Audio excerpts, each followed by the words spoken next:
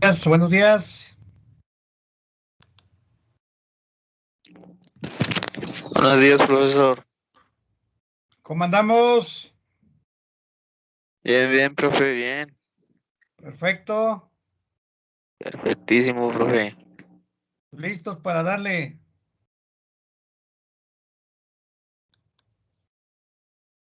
Sí, profe, desde la mañana ya al 100. Perfecto. Eso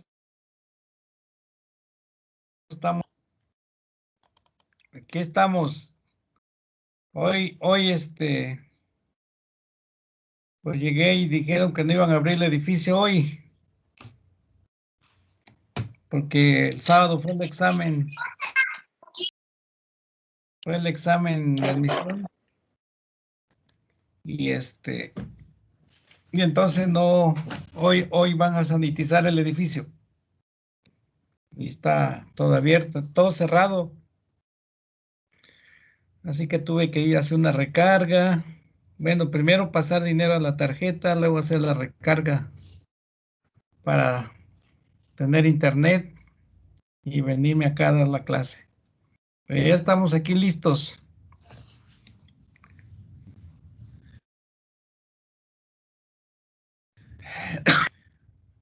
Buenos días, ya ni siquiera tuve oportunidad de ver sus exámenes, nada más vi que sí los entregaron y y ya no hice más. Entonces hoy también necesito el internet para poder calificarlos. Espero que hoy tenga yo los resultados ya de los dos grupos. Bueno, buenos días a los que se acaban de conectar.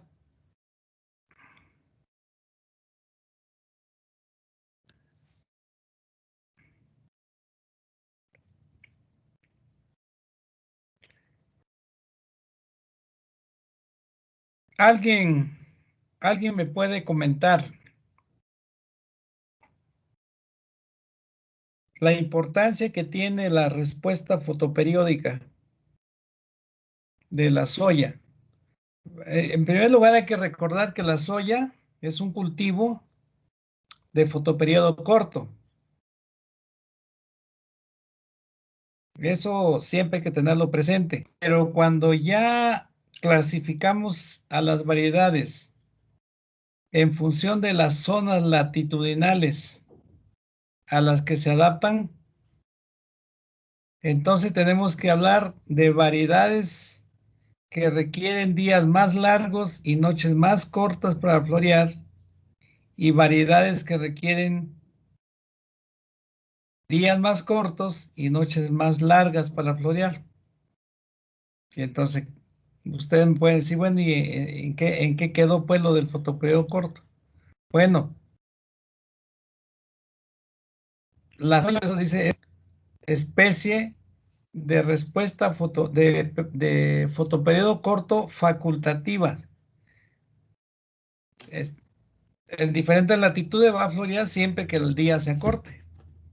Pero va a florear aún en condiciones de que, de que los días estén muy cortos. Puede florear siempre y cuando esté en su zona latitudinal. Esto es básico para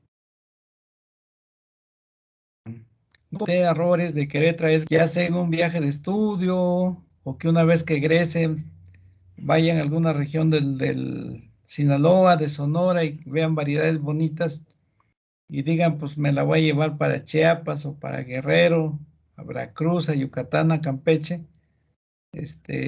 a ver cómo funciona. De entrada, cualquier variedad de latitudes altas, ¿sí?, va a tener un comportamiento muy precoz en latitudes bajas. Y viceversa, una variedad de las zonas bajas de latitud hacia zonas de latitudes altas, pues las consecuencias van a ser que o no florea o alarga mucho el tiempo para florear hasta que se dé la condición de periodo oscuro requerido por ella. Pero entre más ascienden ustedes en la escala latitudinal, pues hay más riesgo de que se presenten heladas o que ya no llueva. A partir de octubre ya, septiembre, Porque octubre ya no. está ahí abajo.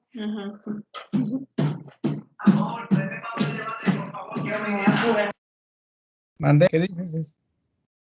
¿Qué dice Cecilia?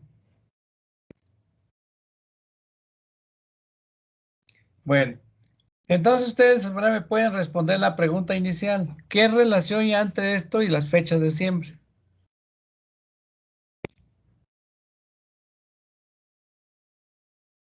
¿Alguien quiere levantar la mano?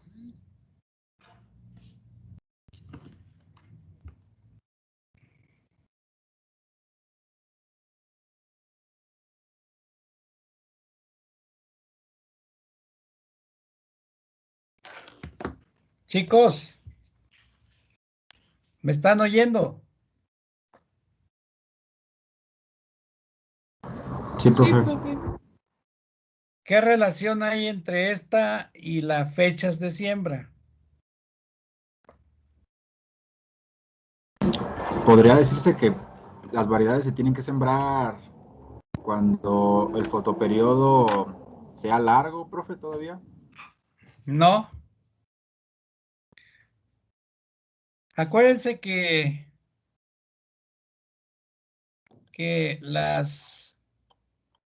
esto ya lo vimos, esto también. Bueno, faltaba este mapita. En el mapita ustedes pueden ver los principales estados productores. Entonces, estos estados, estos de Tamaulipas, San Luis Potosí, para abajo, están por abajo del trópico de Cáncer. Entonces, acá son latitudes bajas. Y luego de aquí por arriba del trópico de Cáncer ya estaría Sinaloa, Sonora, Chihuahua también tiene un poquito por acá. Estaría en latitudes altas. Decíamos que todas las variedades que están en latitudes bajas, abajo del trópico de Cáncer, ¿sí? Son variedades que van a requerir días más cortos y noches más largas para iniciar la floración. Y las que están más hacia arriba, en Sinaloa, Sonora y acá en Estados Unidos, son variedades que van a requerir días más largos y noches más cortas para florear. Pero invariable, bueno, aquí pueden ver ustedes principales estados productores, sus aportaciones en porcentajes a la producción nacional, ¿sí? Pero en realidad el país tiene mucho potencial para sembrar más aquí en Chiapas, más aquí en Veracruz, en la zona centro, en la cuenca de Papaloapan, más aquí en Oaxaca, acá cerca del Istmo ya. Acá en Guerrero también tenemos mucho potencial para sembrar soya. Aquí en Jalisco, digo, es Michoacán, ¿sí? En Jalisco, en Colima y acá para el sur de Sinaloa también en condiciones de temporal, ¿sí? Y acá hay algunas zonas en Jalisco, en la parte de los altos de Jalisco, que también hay un buen, o sea,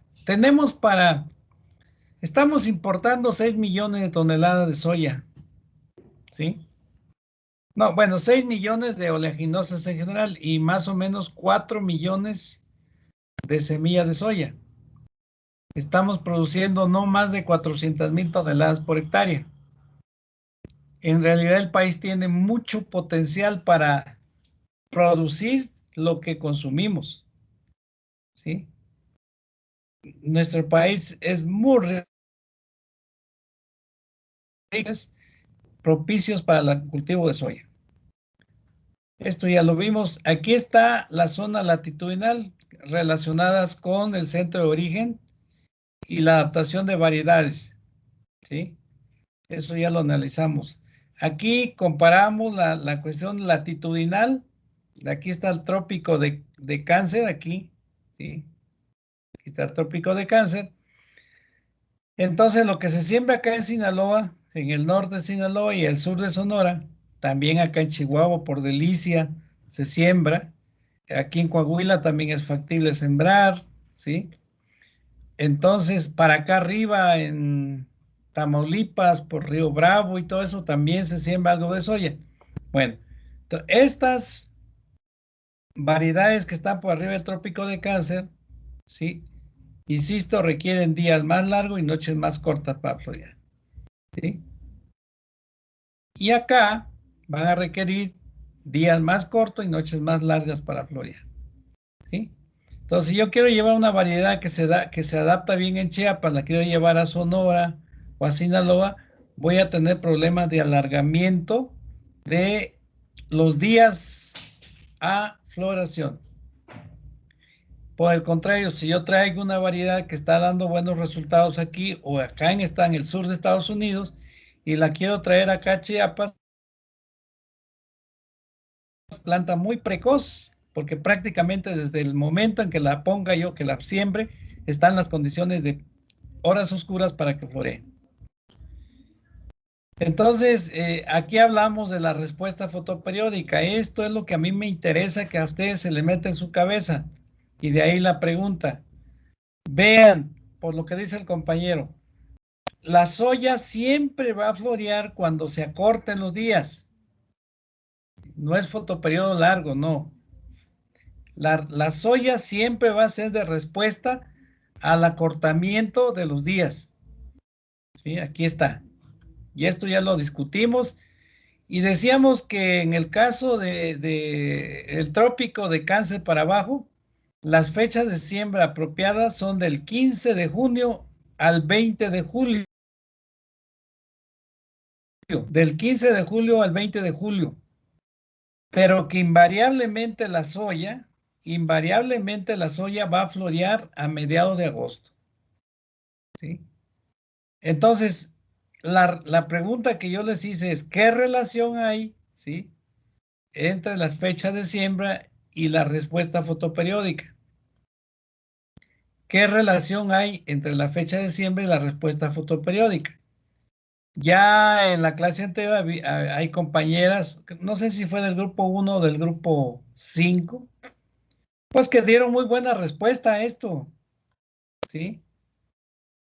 Entonces yo nada más quiero reiterar eso porque cuando ya nos enfrentamos a la cuestión de producción en condiciones de temporal, puede ser que no llueva el 15 de junio, ¿sí?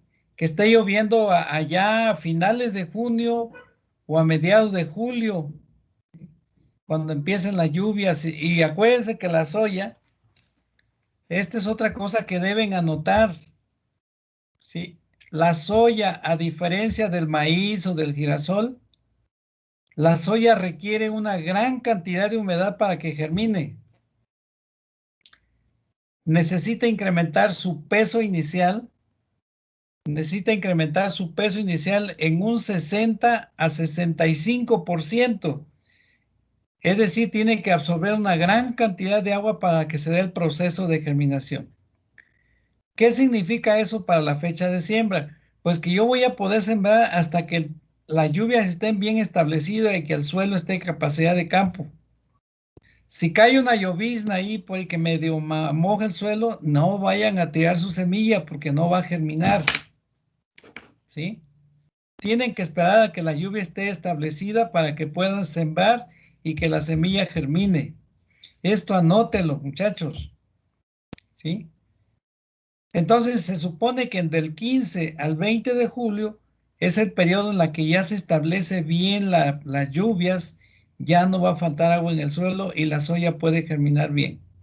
Entonces, pero puede ser que las lluvias se retrasen, ¿sí? Y entonces me van a retrasar la fecha de siembra. Entonces, por eso la pregunta, ¿qué relación hay entre la fecha de siembra y la periódica? Porque independientemente que yo la siembre o la siembre el 15 de junio o la siembre el 30 de julio, el 20 de julio, perdón, la soya va a florear aquí. Entonces, sí, sigo con mi pregunta, ¿qué relación tiene la fecha de siembra con la respuesta fotoperiódica? Y obviamente el rendimiento de grano. ¿Qué va a pasar, chicos?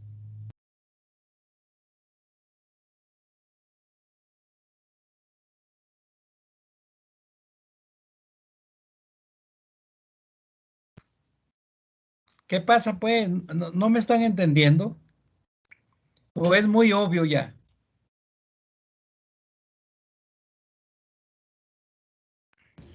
Profe, ¿sería que en cuanto más se retrase la fecha de siembra, se tendría menor tiempo para el llenado del grano? ¿O lo estoy Exactamente. entendiendo al revés? No. No es el llenado de grano, ¿me entiende? O sea, fíjense que si empieza a florear a mediados de agosto, ¿sí? El llenado de grano va a ocurrir en septiembre. Independientemente que tenga muchas o pocas vainas, el llenado de grano va a ocurrir en septiembre, ¿sí? No, aquí lo interesante es, ¿qué pasa con la altura de planta? ¿Qué pasa con el número de nudos? ¿Sí? ¿Qué pasa con el número de vainas que la planta va a desarrollar a medida que nosotros retrasamos la fecha?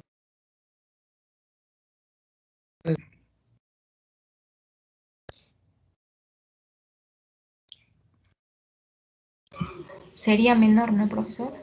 Sería menor, claro. Ya habíamos visto esto, aquí está, mire, efecto del retraso de fecha de siembra, esto ya lo habíamos comentado, ¿sí? Y la reducción del porcentaje de rendimiento a medida que retrasamos, ¿sí?, la fecha de siembra, ¿sí? El periodo óptimo va del 15 de junio al 20 de julio, por acá, ¿sí?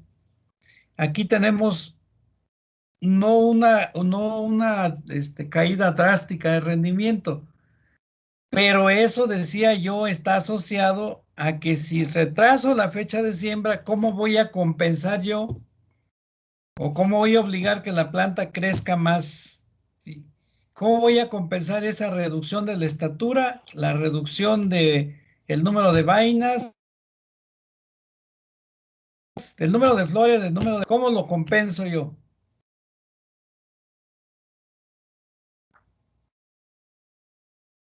¿Fertilización nitrogenada, profe? ¿Podría ser? No, ¿Podría ser en el aumento de la densidad de población, profe? eso habíamos dicho, Mauricio. Exactamente. A medida que yo retraso la fecha de siembra, ¿sí?, tengo que incrementar la densidad de siembra para que mi planta tenga altura, ¿sí? Y se compense la reducción del número de vainas, ¿sí?, por planta. Entonces, a medida que yo retraso la fecha de siembra, tengo que incrementar la cantidad de semilla por hectárea para tener mayor cantidad de plantas por hectárea, ¿sí?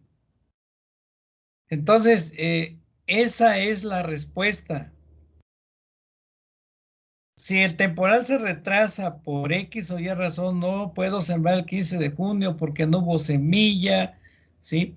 Porque se retrasó el temporal, lo que sea, y tengo que recorrerme hacia acá, pues ahora ya, si yo tengo programado la cantidad de semilla, ¿sí?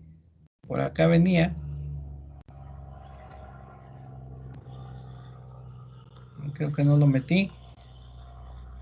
Si yo tengo calculada, por ejemplo, 45 kilos o 50 kilos de semilla por hectárea, pues ahora a medida que me retrase esto voy a tener que ir incrementando de acuerdo al porcentaje de germinación la cantidad de semilla por hectárea, ¿sí? Entonces, esa es la parte esencial que involucran en un proyecto productivo ¿sí? Si yo siembro el 15 de junio, no hay ningún problema. Si la recomendación es de 45, 46 kilos de semilla por hectárea, que me dé, dependiendo de la variedad, que me dé de 200 a 250,000 plantas por hectárea, correcto, ¿no? ¿Sí? Pero a medida que se va retrasando, yo tengo que compensar esa reducción de altura, esa reducción del número de vainas por hectárea, por planta, con un incremento en la densidad de siembra, de manera que yo puedo llegar a tener hasta 300,000 plantas por hectárea a medida que retraso la fecha de siembra, ¿sí? Y en el caso de Chiapas, les comentaba, allá se siembra para obtener semilla se siembra en noviembre. Prácticamente desde que se siembra la soya están las condiciones para que floree. Se siembra en noviembre y se cosecha en febrero. ¿Sí? Allá se meten 400 a 450,000 plantas por hectárea para compensar ese efecto fotoperiódico. ¿Sí? Entonces, por eso le digo que esta parte es crítica cuando se involucra uno ya en procesos relacionados con la soya. Hay que tener muy, ¿sí? Porque tengo una figurita por acá. Si yo tengo soya de poco crecimiento, ¿sí? Y manejo surco ancho de 80 centímetros, 76, no va a cubrir el terreno, va a quedar todo descubierto porque va a quedar chiquita y voy a tener problemas de maleza. Entonces, el manejo de la densidad, a medida que se retrasa la fecha de siembra, pues también va a estar asociado a el distanciamiento entre surco y surco, ¿sí? Para meter más plantas por hectárea y promover el cierre con el dosal del mismo cultivo del terreno y que yo no tenga problemas de maleza, ¿sí? Entonces, eso es básico manejarlo, ¿no? Básico, ¿sí? Entonces, como yo voy a manejar también la separación de surco y surco, dependiendo de la fecha de siembra, aquí está esto, separación entre surco y surco y días para que se dé ¿cómo se llama? El cubrimiento del terreno entre surco y surco.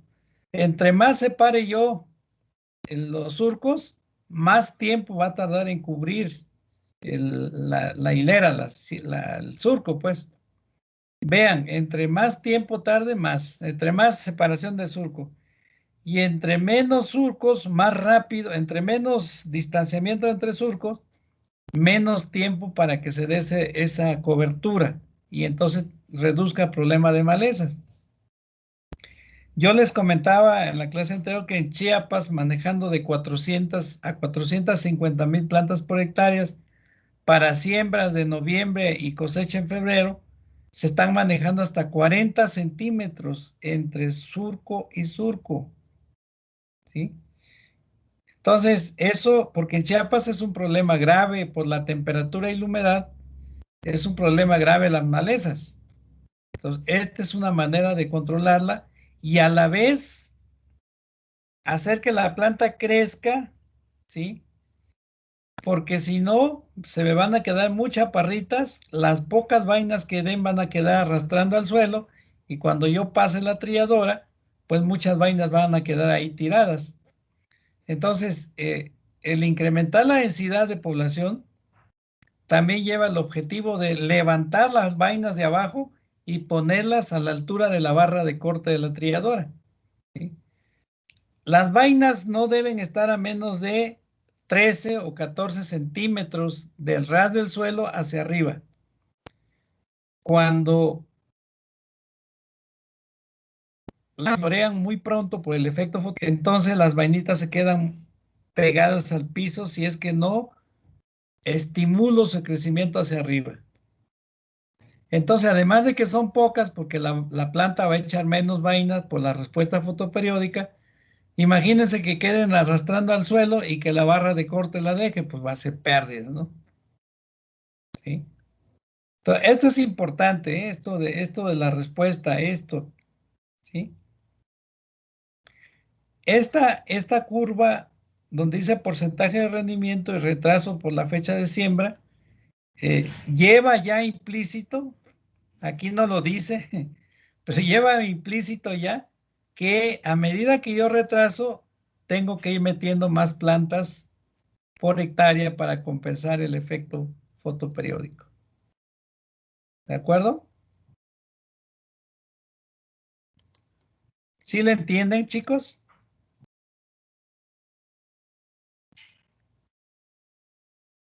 Sandra Elizabeth. Sí, profe. ¿Queda claro? Sí, ya me quedó Mauricio. más. Muchas gracias. Ok. Mauricio, Sí, profe, está claro. muy bien. Salvador, Sí, profe, ya queda más claro con la explicación, gracias. vale. Miguel Ángel, ¿cómo ve usted? Estoy insistiendo en esto porque de veras que luego nos equivocamos. Yo he visto errores en campo de compañeros egresados que andan metidos en esto y cometen errores. En serio. Acuérdense ustedes que un error con un productor, o sea, ustedes, fíjense, con una acción que impacta al productor, se ganan la confianza. Y después, aunque se equivoquen, no hay problema, ¿no? El productor los entiende, los tolera y todo, ¿no? Pero si se equivocan desde el inicio y cometen un error, sobre todo que le cueste económicamente al productor, olvídense, ¿eh? Ya no va a volver a confiar en nada. Por más que ustedes tengan razón, ya no va a creer. Entonces, fíjense, una equivocación en esto de la densidad de siembra, ¿sí? De que porque se retrasa el temporal tengan que retrasar la fecha de siembra, ¿sí? Y entonces no calculen la cantidad de semilla extra que tienen que meter, ¿sí? Y al final tengan que sembrar con la misma semilla planeada para sembrar el 15 de junio y sus plantas no crezcan, las vainas queden arrastrando al suelo, ¿sí? Y los rendimientos se abatan drásticamente, pues ¿a quién le van a echar la culpa, pues?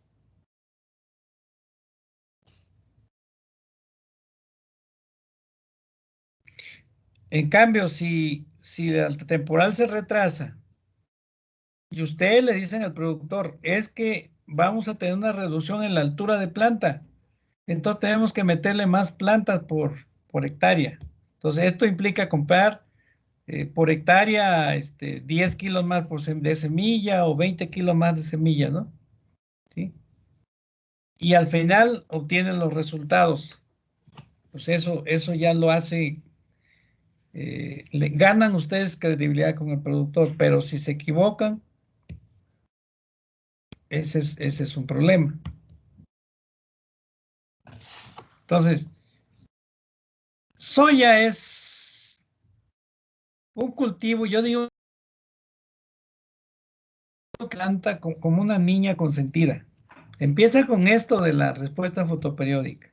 Luego viene el problema y luego la cuestión de la humedad. A diferencia del maíz o del girasol o del cártamo, que requieren poquita agua, la soya no, la soya dice, no, si no estoy a capacidad de campo, yo no germino.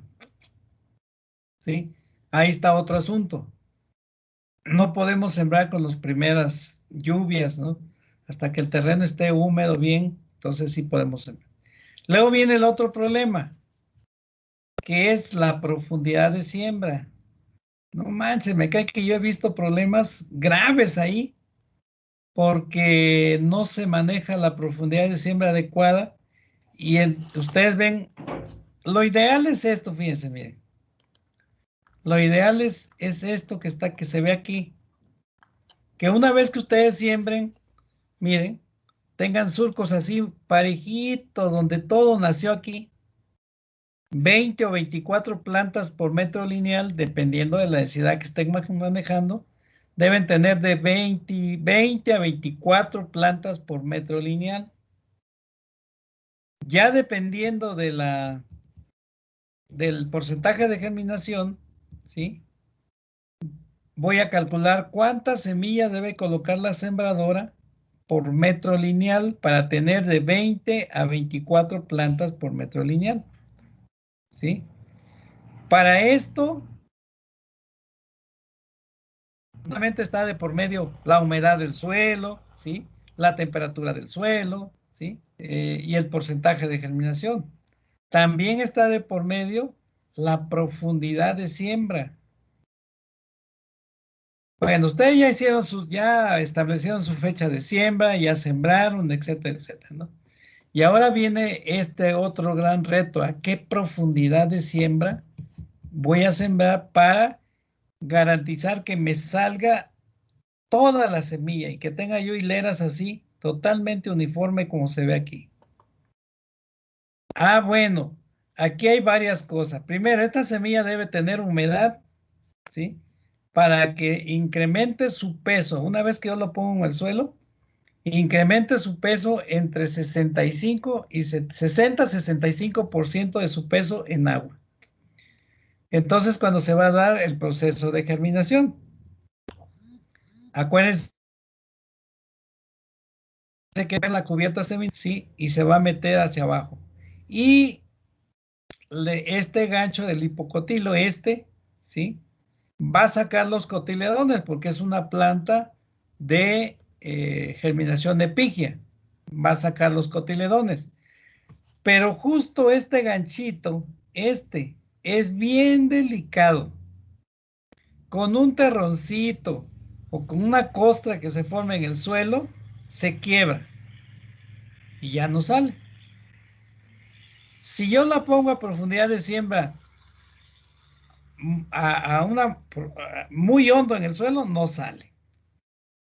Y si lo pongo encima, muy superficial, tampoco, porque en los primeros 2 o 3 centímetros del suelo es donde más rápidamente se va a perder la humedad. Y entonces no va a haber la humedad suficiente para que se imbiba, se hidrate la semilla y se dé el proceso de germinación. Fíjense nada más, si la pongo muy hondo, ¿sí? No va a salir porque no puede empujar el gancho del hipocotilo, ¿sí? Y se puede quebrar. Luego, si tiene un terroncito por ahí o una cosa, ya no sale. Entonces dice, bueno, lo voy a poner lo menos profundo posible. Pero entre más se acerquen a la superficie, ahí es donde el suelo, aquí, pierde humedad más rápidamente. Entonces la semilla no va a tener la suficiente humedad para alcanzar el 60 o el 65% de su peso en la germinación. Ay, Chihuahua, es como una mujer de contentillo, ¿no? ¿Sí? Entonces, por eso, una vez que definí mi fecha de siembra, mi variedad y todo aquí, por eso les puse el cuadro de variedades, los días a floración, la altura de planta, el número de nudos entre nudos, ¿sí? Altura de vaina, ¿sí? El siguiente punto crítico que tenemos que revisar es la profundidad de siembra. Es la profundidad de siembra. Entonces, a eso voy ahorita. Pero quiero hablarle aquí de estas características. Miren, aquí están los días a floración, ¿sí? Aquí es donde ustedes, este cuadrito es bien, y ahorita que ya tenemos la Huasteca 600, aquí me faltaría incluir, tengo hasta la Tamesí, ¿sí? Me faltaría incluir aquí la Huasteca 600 y la Huasteca 700, ¿sí? Igual con todas estas sus características. Entonces, fíjense, días a floración, esta me permite sembrarla más tardía, al igual que esta o que en esta, ¿sí? Si ustedes ven, estas tienen menos días que Huasteca 200. La Huasteca 200 es de las variedades más sembradas en el trópico seco y húmedo de México, la Huasteca 200, ¿sí? Ha habido años que se ha sembrado el 90% de la superficie de soya con esta variedad. Pero ahora ya tenemos las opciones que se han buscado para responder a esa aleatoriedad en el inicio de la lluvia, ¿sí? Por eso es que tienen menores días a inicio de floración. Y además, esta ramifica, ¿sí? Esta, y creo que la Tamesí no ramifican, solamente dan flores en el tallo, en los nudos del tallo principal. ¿Mm? En cuanto a la altura de planta, vean ustedes, 84, esta a pesar de que florea a los 48 días, tiene buena altura, 84 centímetros, 94 centímetros, 78, 80, 71, ¿sí? Centímetros. El número de entrenudos, 15, 18, 16, 16, 15. En el caso de las Huasteca 200, acuérdense que va a dar un racimo floral por cada nudo, ¿sí? Por cada nudo. Pero además tiene sus ramas, ¿sí? Tiene sus ramitas donde también va a dar flores, ¿sí? En cambio, Huasteca 300 y Huasteca 400 no ramifican y solamente van a dar flores en el nudo del tallo principal. Esto, como no ramifican, me permite meter más para compensar y obtener más altura de planta, digo, números de entrenudos, compensar aquí, esta reducción, compensarla con la Huasteca 200. ¿Sí? Esto es importante, altura de las vainas basales, de 13, 18, 14, 16, 14. Esto es importante porque la soya siempre se va a trillar, o sea, siempre es cosecha mecanizada. Siempre es cosecha mecanizada. Ahí no es como el frijol que lo podemos arrancar y luego lo vamos a golpear ahí en el campo. No, la soya siempre es trilla mecanizada. Entonces, aunque se han diseñado cabezales especiales para bajar lo más que se pueda y llevarse todas las vainas que estén por abajo de los 10, 12 centímetros, ¿sí? Sobre la superficie se van a quedar. Y eso son pérdidas. Por eso las variedades alturas de la primera vaina, ¿sí? De este tipo, 13, 18, 14, 16, 14. Yo no puedo bajar más la altura de corte de la combinada porque hay riesgo de que se dañen los cuchillos, las cuchillas, ¿sí? Móviles de la barra de corte, que agarre un palo, una piedra, etcétera, ¿no? Entonces, yo por eso no puedo bajarla tanto, no más allá de 12 centímetros. Entonces, todas las vainas que estén por abajo de los 12 son pérdidas. Entonces, una variedad debe tener estas cualidades, esta. Y cuando por efecto fotoperiódico se vayan a quedar abajo, entonces yo lo compenso con esta altura, la subo con densidad de siembra, ¿sí? Si se me retrasa mi fecha de siembra y por lo tanto mi soya va a florear antes, o sea, con menor altura, entonces yo voy a compensar esta altura de vaina, o sea, voy a estimular que la vaina se quede a esta altura, poniendo más plantas, ¿de acuerdo? Esta altura, perdón. ¿Sí? Aquí está el periodo llenado de grano, ¿sí? 43, 39, 46, 40, 45. Este es el dato, Sandra, importante, ¿sí? Que debemos asociar con el periodo de lluvia. Con el periodo de lluvia. Porque la soya es muy sensible a la falta de humedad durante el llenado de grano. En el periodo R5,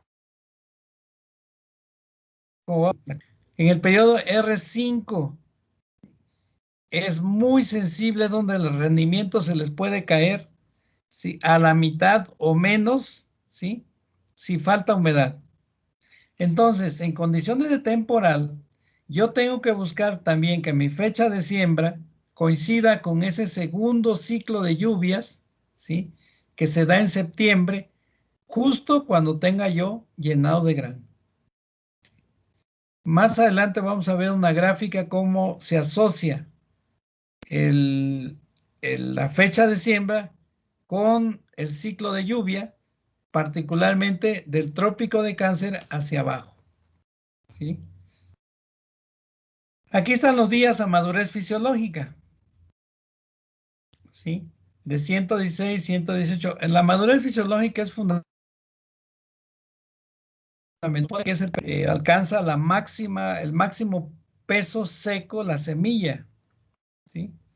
La máxima acumulación de materia seca, esto es lípidos, proteínas y carbohidratos, se alcanza entre los 116 para Huasteca 100, 118 para Huasteca 200, 116 para Huasteca 300, aquí faltó, debe ser 111 para Huasteca 400 y 115 para Tamesí.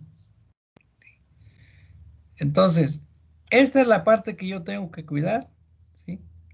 Ya madurez fisiológica, pues más o menos ya la libramos. Aquí también esto del peso de 100 semillas. Fíjense, el peso de 100 semillas. La que tiene semilla más pequeña es Huasteca 400, ¿sí? Y le sigue Huasteca 100, ¿sí?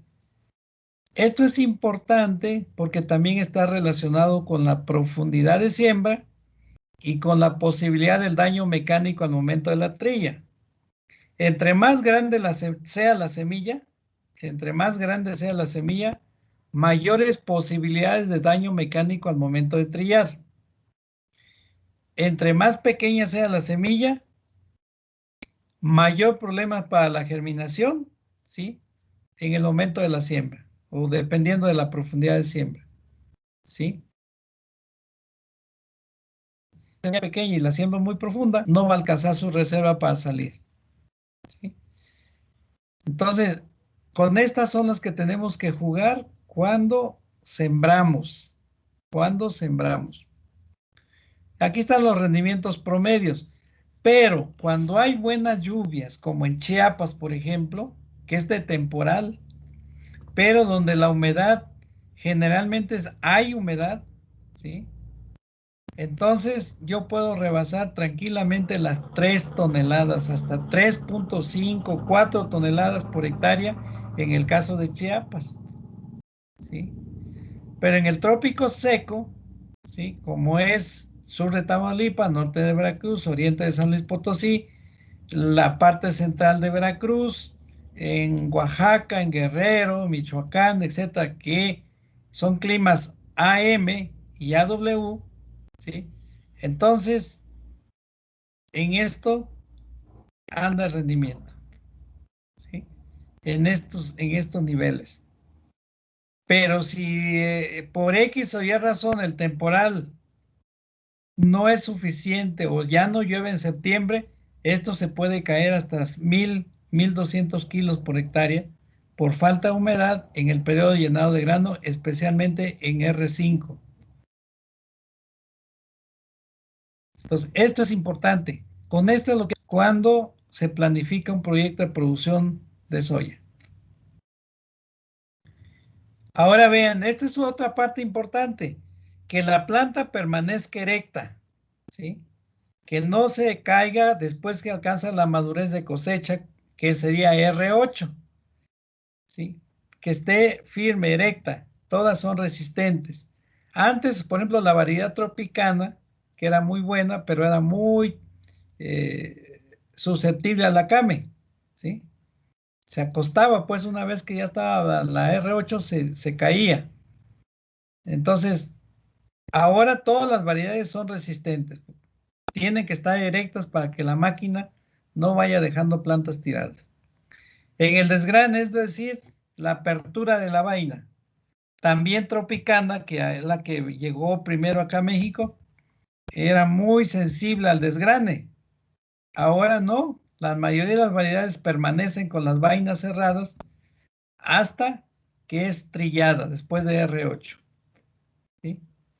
Y aquí están las principales enfermedades que puede tener la soya: el ojo de rana, el mildiou velloso, el tiro de munición, la antracnosis, ¿sí? Estas son las principales enfermedades que más adelante vamos a ver algunas fotografías, ¿sí? Que le pueden dar a la soya. Ahora tenemos que todas son resistentes, es decir, aunque las vean ahí, no se preocupen tanto porque no les va a hacer gran daño al cultivo. En donde sí hay problemas graves con con las plagas defoliadoras como el gusano terciopelo, ¿sí? Son tolerantes en tanto no rebase el 30% de defoliación antes del desarrollo de las vainas, ¿sí? Es decir, R4, ¿sí? R4.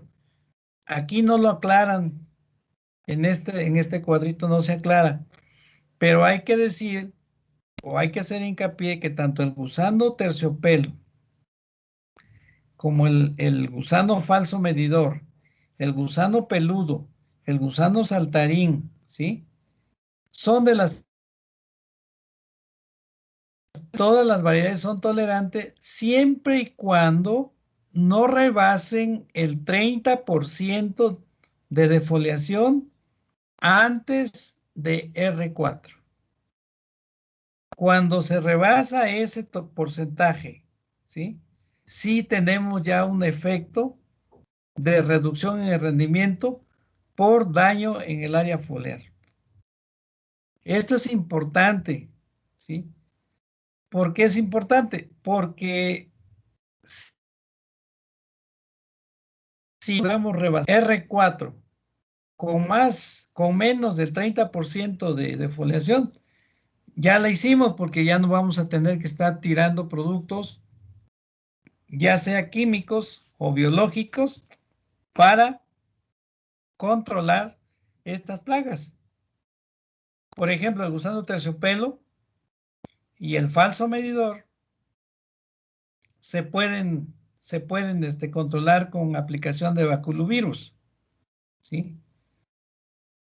O también con las mismas hifas o esporas de hongos que desarrollan en la misma planta, larvas del gusano que son infectadas por el hongo, se colectan y se esparcen, ¿sí? Y entonces el gusano se separa, ¿sí? Entonces, si logramos mantener menos del 30% de defoliación hasta R4, ya lo hicimos porque ya no tenemos que aplicar productos químicos o biológicos para control. De la que hay que cuidarse desde la mosquita blanca, especialmente en Sinaloa y Sonora. Este es un dolor de cabeza, ¿sí? Para los productores de soya. Es más, el cultivo desapareció un tiempo allá en esas regiones del noroeste, precisamente por la altísima incidencia de mosca blanca debido al incremento en las superficies sembradas de hortalizas, que son sus principales hospederos, ¿sí? Entonces las plantaciones de soya invadidas de mosca blanca, pues prácticamente no daban, pues, o sea, tenían que hacer muchas aplicaciones para obtener muy bajo rendimiento, entonces la soya desapareció, ¿sí? Además de que ahí es con riego, es más caro, los costos de producción son más elevados, ¿sí? Ahora ya se tienen variedades. Veían ustedes, el maestro Edwin habla ahí de el manejo de la mosca blanca y con variedades o con prácticas culturales. Pero este sí es un dolor de cabeza, la mosca blanca, ¿eh? ¿Sí? Bueno, aquí vienen algunas características de la forma de la semilla y el color del hilio, ¿sí? Para diferenciar las variedades. Bueno, espero que le hayan entendido esto. Bueno, una vez que ya tienen ustedes definida su variedad, vamos con el problema de la profundidad de siembra. Este que les decía, ¿sí? Entonces, el establecimiento, calidad de planta y el rendimiento potencial de una siembra de soya depende en gran medida de la profundidad de siembra. Es común observar siembras en donde la semilla se coloca muy por encima o siembras en donde se coloca muy profunda según las condiciones del terreno, del suelo. Las necesidades de la semilla de maíz y de soya son muy diferentes respecto a la profundidad de siembra. El maíz necesita mayor profundidad para poder establecer su red de fibrosas de raíces laterales y adventicias y construir un soporte adecuado para la planta que estará por encima durante todo el ciclo de cultivo. En cambio, la soya tiene un sistema de raíz primaria que penetra hacia abajo inmediatamente después de la germinación. ¿Sí? El mayor obstáculo para la germinación de la semilla de soya es empujar a los cotiledones, estos que están aquí, ¿sí? A través del suelo hasta salir a la superficie y exponerlos al sol. Vean, aquí está el maíz es como una aguja. El maíz lo podemos sembrar nosotros, aquí en Apan, por ejemplo, en Apa Hidalgo, Lázaro Cárdenas, acá por la, ¿cómo se llama? Ya en Tlaxcala, pues. Pero ahí está en los límites de Apan, Tlaxcala, por ahí todo eso, sembramos maíz nosotros ahí, pero obviamente le copiamos la técnica a los productores. Entonces ahí se adelantan, pues como hay riesgo de heladas tempranas, ¿sí? Es preferible sembrar, ¿sí? El cultivo de maíz, aunque no llueva. Pero los suelos tienen, entonces, ¿qué se hace? El maíz se coloca hasta 10 centímetros de profundidad y luego todavía una vez que se siembra el maíz se le pasa un riel encima o un tablón, se desbaratan los surcos, queda así planito, ¿no? O sea, 10 centímetros de profundidad. Sí, imagínense. Pero el maíz no lo van a salir a los 5 o 10 días, va a salir allá a los 14, 15 días, empiezan a ver las agujitas. La semilla queda donde hay humedad, se da la germinación, ¿sí? La raíz se va para abajo y empieza a empujar aquí lo que es la parte aérea hacia arriba, ¿sí? Y entonces esto sale. Pero no es lo mismo con la soya. La soya, si yo la pongo a 10 centímetros, ni una planta. Y luego, si el terreno tiene terrones o tiene costra, vean cómo se encuentra con esto, se quiebra aquí y ya no. ¿Sí? Y si lo pongo muy por arriba, entonces le digo que aquí se pierde humedad muy rápidamente, la soya no logra imbiberse, hidratarse para la germinación y entonces no germina. O sea, si la hacemos muy abajo, no sale. Si la hacemos muy arriba, no se hidrata y no sale. Entonces, ¿cuál es la profundidad más adecuada para sembrar soya? ¿Sí? Entonces, aquí me encontré tengo dos artículos muy buenos relacionadas con la profundidad de siembra. ¿Sí? Y según estos autores, dicen que los rendimientos óptimos, ¿sí?, los obtienen cuando la soya se siembra entre 4.5 a 5 centímetros, con altas cantidades de semillas sembradas por hectárea, 230,000 a 516,000 semillas. ¿Sí? Bueno, y tanto en parcelas manejadas con labranza convencional como en parcelas con labranza mínima y cero labranza. En general, observaron bajos rendimientos en siembras realizadas a poca profundidad. Fíjense, bajos rendimientos a semilla. Profe, Dígame. el otro profe ya está iniciando la clase. Déjame. Listo. Perdón, estoy metido aquí. Se me olvida que empecé tarde. Perdón, chicos, es una disculpa. Nos vemos entonces el miércoles, ¿sale? Vale, profe, gracias. Órale. Gracias, profe. Ándale. Gracias, profe. Hasta luego. Hasta Hasta luego, luego. profe. Y que tengan buen día, chicos.